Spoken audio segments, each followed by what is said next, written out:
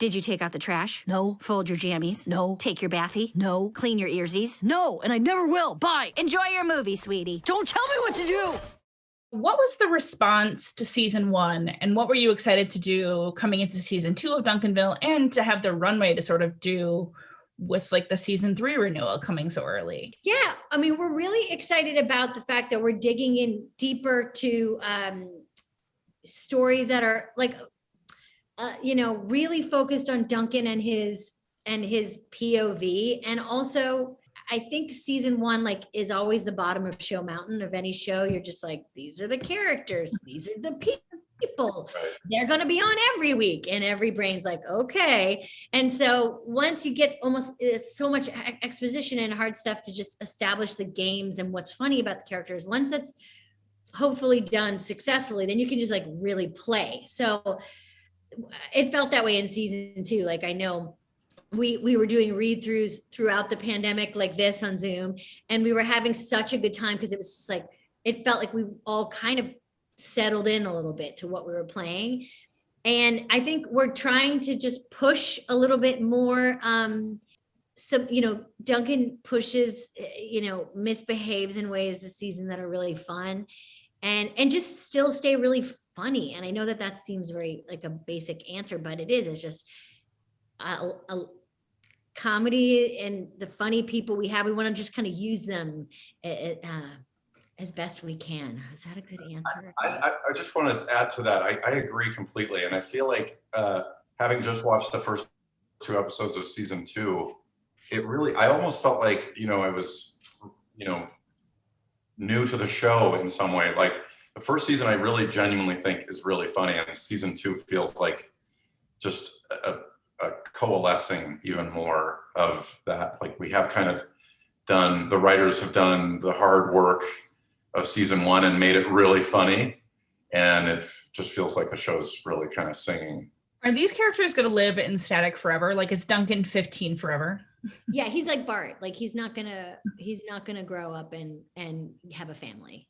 You don't have to deal with that like nasty, like kids aging stuff that. No, we're there. Yeah, there's going to be, he'll just always be in his awkward stage. His Adam's apple will always be huge. He'll always be growing out of his pants and sneakers. He'll always be hormonal in all the good ways. We also don't ever have to deal with that nasty emotional growth either of any of the characters. No.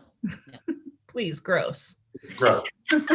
So Amy, you voiced Duncan and his mom, which is cool in some sense. Like for me, I think because parental voices and like intonations can be sort of like nurture related. Like my mom and my grandma answer the phone the same way. Do you know what I mean? Like, yeah.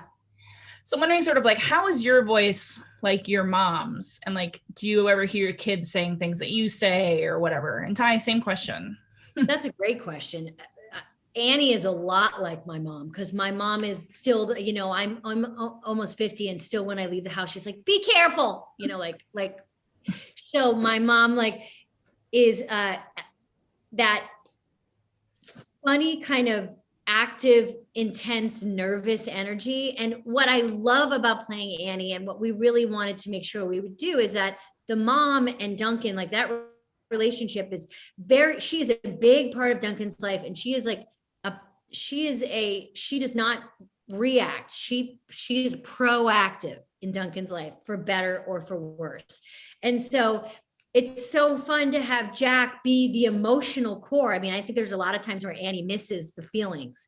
She's like the action. She's the one that takes action, and Jack is like, maybe we should sit here for a second and process this. And he processes it through sobbing or song or screaming. But definitely, I think mothering in general is a still super undiscovered, fun landscape. And mothers and sons, especially teenage sons, because, there's that biological thing that happens at an age, where your child can't really even stand being around you, because it's biologically, they're supposed to be separating from you. And so a mother and a 16-year-old son, they're a cat to water. Like they really aren't supposed to spend a lot of time together. Right. And Annie just can't get enough of him. She wants to eat him. And he's just like couldn't think of a person that he would less want to hear advice from. Jack is like my dad in that my dad was very consciously trying to raise us in a different way than his dad did. My dad was worked in the foster care system and was a family therapist, and my grandfather was a very stoic, sort of what you would imagine being like a 40s, 50s dad. So that thing of trying to do things in a different way, but also because you are, and not being able to rely on the actual tools that you were raised with, being constantly at a loss for what to do. And I think that's kind of where Jack is. A lot of times I feel like TV or movie parent is sort of like, can be one dimensional. Like either you're in service to the kids that are on screen, or you're like, get me away from these damn kids. Like, I'm going crazy. What kind of parents do you guys want to see on screen? And like, do you see gaps sort of in the marketplace? Oh God, I mean, that's such a great question, because I always feel like half of the job sometimes as a mother is to remind your children that you're a person. You have to keep reminding them, like, I'm a person.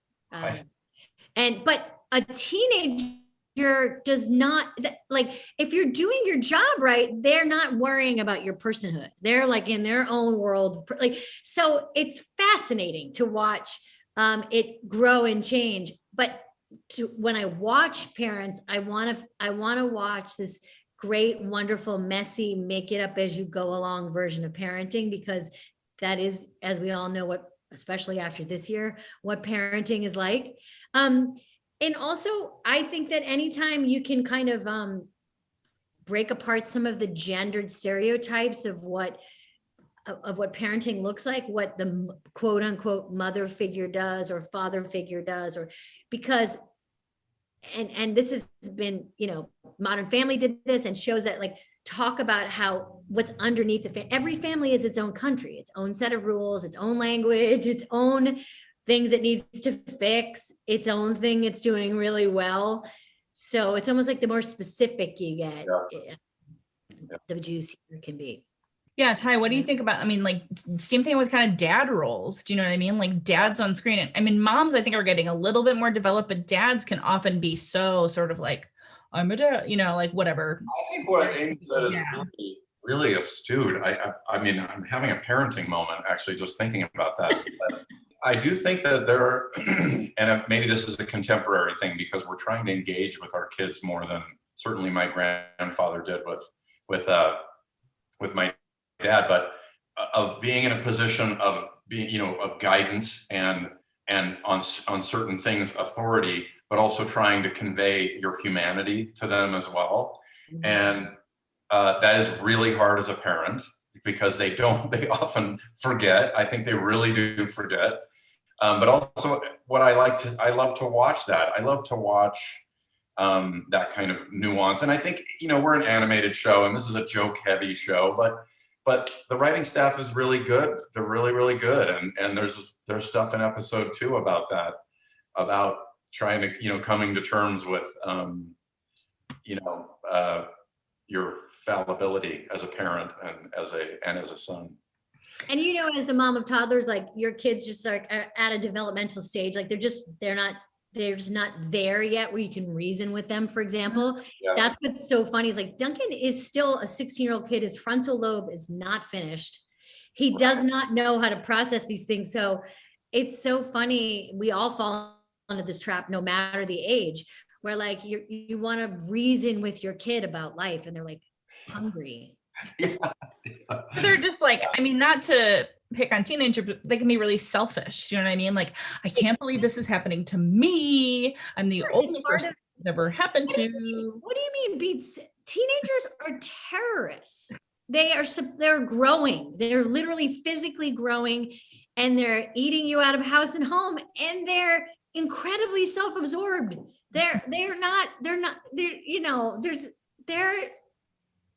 terrorists in your own home.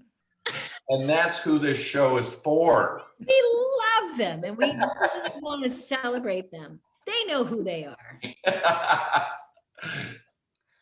So last question, I guess. Jack is classic rock obsessed. If you had $100 million, like you have $100 million in access to, you know, the Coachella Polo Grounds or whatever, what show are you booking for your one night only? Oh, wow. And like Living and Dead doesn't matter. Like, let's bring back, you know, The Who or whatever. Oh, wow. Gosh, this is us, right? Not the characters. It's you. One night show. Yeah. Okay. Oh, this is me. I'm double checking. Am I me?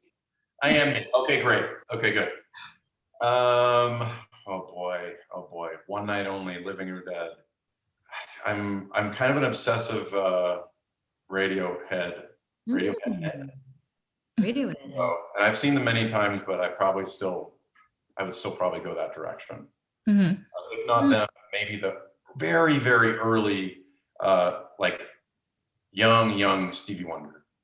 Ooh, like little Stevie Wonder, like fingertips Stevie Wonder, or like yeah, on the harmonica, Stevie Wonder. Yeah. Amy, what about you? Well, it's not a classic rock, but I would say Prince with like a lot of special guests. I would say Prince, right. All of his special guests would be my dream. But from a classic rock perspective, Led Zeppelin, dude, because yeah, I grew up with them, and every single song I have some weird adolescent memory to. So my husband and I had this conversation because he is in the music business, and we were sort of talking about like, what's the first show you want to go back to? And I'm like, I just want to go to like I want to go to like a Bruce Springsteen show and get like Coors Lights. Do you know what I mean? Like, that's what I want now. I don't want like some like, oh, I want to go see this like orchestra art piece thing. Like, I just want to go see some dumb party with my friends. Sing along. Also, yeah. I don't want to stand up. That's my problem with music. I want to sit down. I can't stand up for 3 hours. That's outrageous.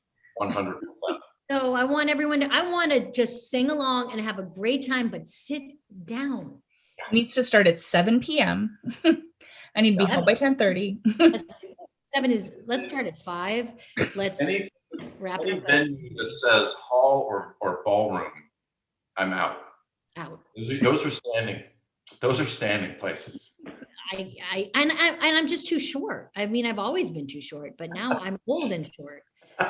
Not good.